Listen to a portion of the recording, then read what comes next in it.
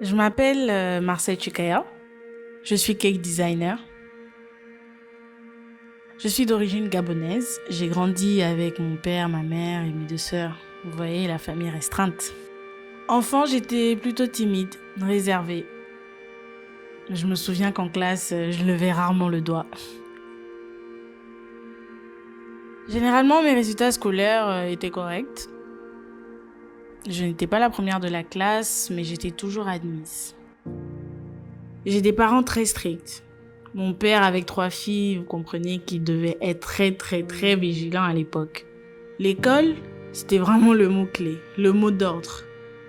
Souvent, c'était frustrant parce que on avait des restrictions telles qu'on ne pouvait pas défriser nos cheveux, on ne pouvait pas se maquiller, on ne pouvait pas mettre du crayon noir.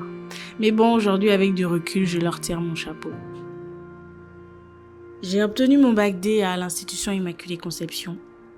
Ensuite, j'ai poursuivi mon cursus universitaire en France, où j'y ai vécu pendant pratiquement 8 ans. J'ai eu 2 échecs scolaires en première année de fac de biologie. Ensuite, je me suis réorientée en métier de l'eau. J'ai obtenu mon BTS. J'ai poursuivi ensuite avec une licence professionnelle en protection de l'environnement et pour finir avec un master en écologie urbaine et développement durable. Et ensuite, je suis rentrée au Gabon et j'ai travaillé pendant 2 ans en tant que consultante junior finance climat. De retour en France après mon stage de fin d'études, j'ai commencé à m'intéresser à la pâtisserie en général. Je faisais beaucoup de tests, d'essais. Je me rappelle que ma petite sœur était mon cobaye. Ensuite, j'ai créé mon blog intitulé Aura Sombia. Et c'est là que tout a commencé. Au début, ce blog avait juste pour vocation, je partageais des recettes. L'objectif était de mettre en avant la culture culinaire gabonaise et africaine en général. D'où le nom Aura Sombia qui en réalité s'écrit Oga Sombia et qui veut dire bon appétit en langue omienné. Un jour, une de mes amies sœurs organisait ses fiançailles au Gabon.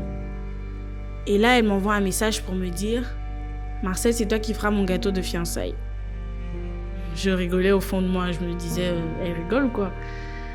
Je lui ai dit clairement que c'était pas possible parce que tout d'abord j'étais en France et que j'avais pas prévu d'aller au Gabon.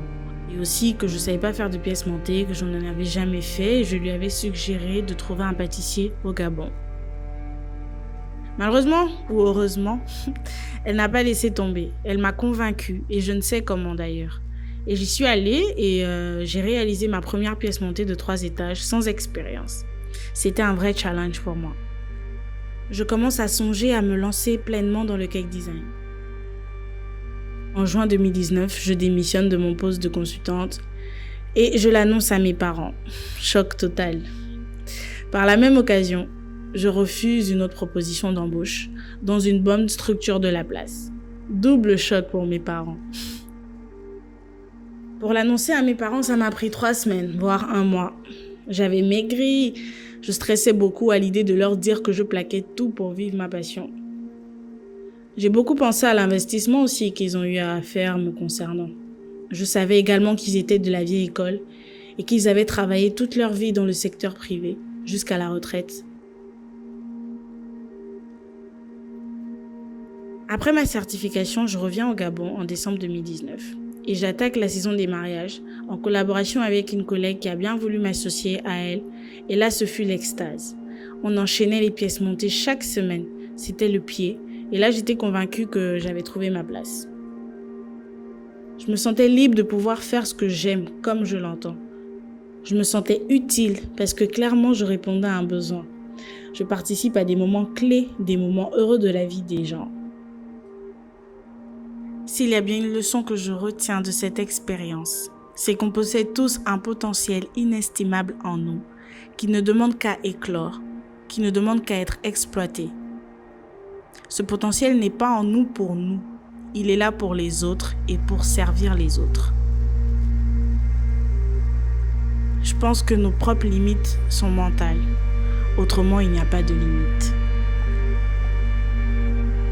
Quand tu es discipliné et travailleur et que tu as une vision, tu atteins tes objectifs et cela impacte ton entourage.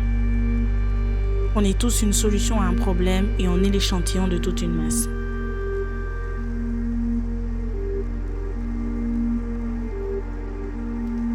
Notre rôle à jouer est primordial pour voir le changement que l'on attend tous. On va encore faire comment? Autrement.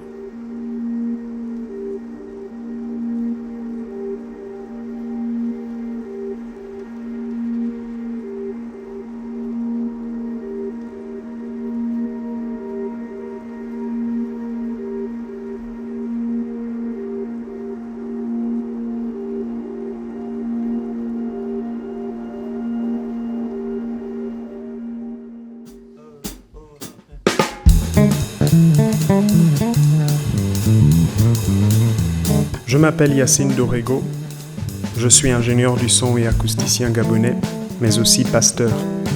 Comme un sentiment de ne pas être sur le bon couloir. Il me disait, tu vas faire quoi avec ça au Gabon? Tu vas travailler où?